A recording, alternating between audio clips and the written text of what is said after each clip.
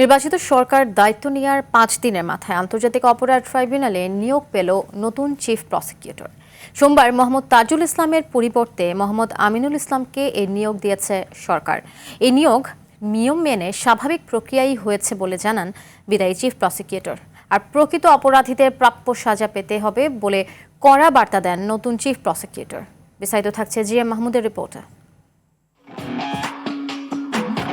২৪-এর ৫ August ছাত্র জনতার গণঅভ্যুত্থানে হাসিনা সরকারের পতনের পর আন্তর্জাতিক অপরাধ ট্রাইব্যুনাল ঢেলে সাজায় অন্তর্বর্তী সরকার। একই বছরের ৫ সেপ্টেম্বর ট্রাইব্যুনালের চিফ প্রসিকিউটর হিসেবে নিয়োগ পান মোহাম্মদ তাজুল ইসলাম।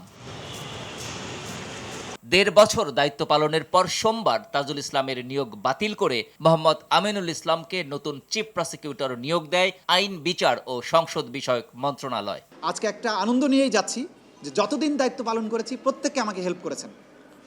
আমি আশা করব আগামী যিনি চিফ প্রসিকিউটর আসছেন তিনি একই ধরনের সহযোগিতা পাবেন, তিনিও সফল হবেন।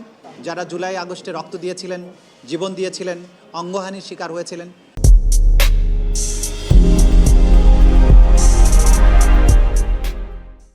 তাদের যে চলমান বিচার প্রক্রিয়া আছে, আমি আশা করি নতুন চিফ প্রসিকিউটরের নেতৃত্বে এই ট্রাইব্যুনালে সেই বিচার প্রক্রিয়া অব্যাহতভাবে সুন্দরভাবে পরিচালিত হবে। দায়িত্ব গ্রহণ করে জুলাই বিপ্লবের শহীদ ও আহতদের আকাঙ্ক্ষা অনুযায়ী মামলা পরিচালনা করবেন বলে জানান নবনিযুক্ত চিফ প্রসিকিউটর। যারা কোনো অন্যায় করেনি তারা কোনো হয়রানির শিকার হবেন না, অন্তত প্রসিকিউশনের মাধ্যমে।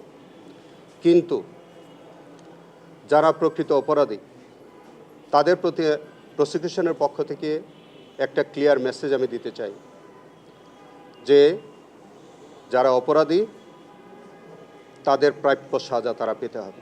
নির্বাচিত সরকারের মাধ্যমে ট্রাইব্যুনালের বিচার কাজের গতি আরও বাড়বে বলে আশাবাদ ব্যক্ত করেন আমিনুল ইসলাম।